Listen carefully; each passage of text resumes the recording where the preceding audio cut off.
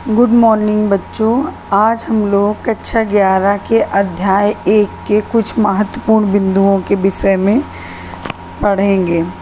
देखिए, पहला चैप्टर है जीव जगत। उसके कुछ महत्वपूर्ण बिंदु हम आपको बताने जा रहे हैं। पहला बिंदु है जीव विज्ञान शब्द का प्रयोग सबसे पहले किसने किया था।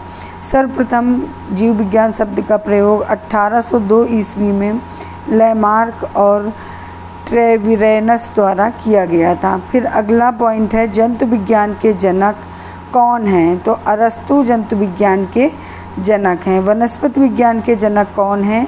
थियोफ्रेस्टस। मछलियों का अध्ययन जिस विज्ञान के शाखा के अंतर्गत किया जाता है उसे क्या कहा जाता है। इक्तियोलॉजी। जंतु किन लक्षणों में पादपों से मिलते हैं। दोनों ही रात दिन श्वसन करते हैं।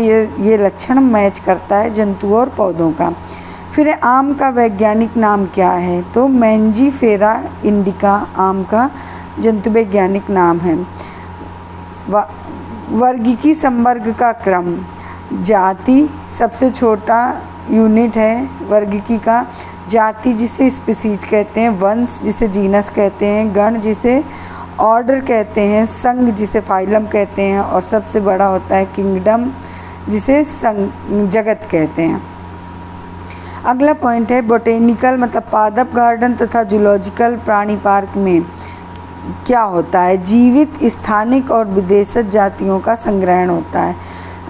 फिर अगला पॉइंट है मोनोग्राफ क्या है। मोनोग्राफ किसी एक वर्गक की पहचान, नामकरण तथा वर्गीकरण के बारे में सूचना देने का कार्य करता है। विश्व का सबसे बड़ा वानस्पतिक उद्यान। रॉयल वानस्पतिक उद्यान को विश्व का सबसे बड़ा वानस्पतिक उद्यान कहा जाता है। ये क्यू लंदन में उपस्थित है। कुछ भारत में प्रचलित वानस्पतिक उद्यान। भारतीय वानस्पतिक उद्यान जो शिवपुर हावड़ा कलकत्ता में है उसमें उपस्थित है। ये भारत में हर्बेरियम का सबसे बड़ा वानस्पतिक उद्यान है। फिर राष्ट्रीय वानस्पतिक उद्यान लखनऊ जो उत्तर प्रदेश में है।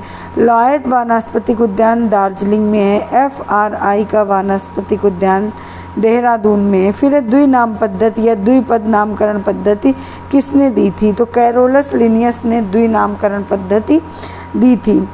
ICBN क्या है। अंतर्राष्ट्रीय वानस्पतिक नामकरण संहिता। इंग्लिश में इसे कहेंगे international council of botanical nomenclature.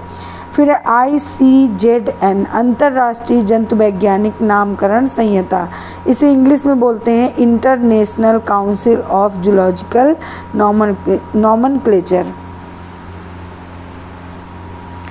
कुछ पौधे और कुछ जंतुओं के जंतु वैज्ञानिक और वानस्पतिक नाम। जैसे आम का मैंजीफेरा इंडिका वैज्ञानिक नाम है। फिर गेहूं का ट्रिटिकम एस्टिवम।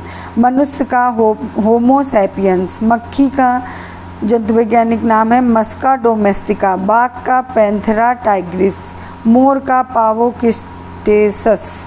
शेर का पैंथेरा लियो। गाय का बोस इंडिकस। धान का ओराइजा सटाइवा।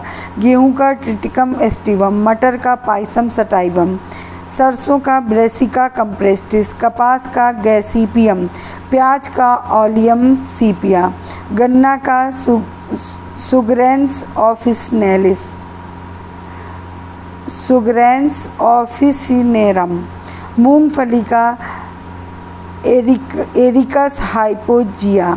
नींबू का साइट्रस लिम्बोन। नारियल का कोको न्यूसिफेरा। फिर जाति की परिभाषा। जाति वर्गीकी की सबसे छोटी इकाई है। ये वर्गीकरण की सबसे छोटी इकाई है। वैज्ञानिक जॉन रे के अनुसार वे सभी जंतु एक ही जाति के सदस्य होते हैं जिनकी उत्पत्ति एक ही प्रकार के जनक मतलब पेरेंट्स करते हैं। फिर मेयर के अनुसार वे जंतु एक ही जाति के सदस्य होते हैं जो प्राकृतिक दशाओं में परस्पर लैंगिक जनन मतलब इंटरब्रीडिंग द्वारा अपनी ही जैसी जनन में सक्षम संतानें उत्पन्न करते हैं, परंतु सभी जातियों में लैंगिक जनन नहीं होता है। फिर अगला पॉइंट है वैज्ञानिकों ने कृत्रिम दशाओं में परस्पर मिलती जुलती जातियों के बीच में कुछ क्रॉस ब्रीडिंग प्रसंकरण करवाया कृत्रिम संकरण, जिनसे कुछ जातियां उत्पन्न हुई, जैसे शेरनी और नर चीते की संतान को टिग्लॉयन कहते हैं। गधे और जीब्रा के संतान को जीब्रॉइड कहते हैं। नर बाघ और मादा तेंदुआ की संतान को पैंथोपार्ड कहते हैं। शेर और मादा चीता की संतान को लाइगर कहते हैं।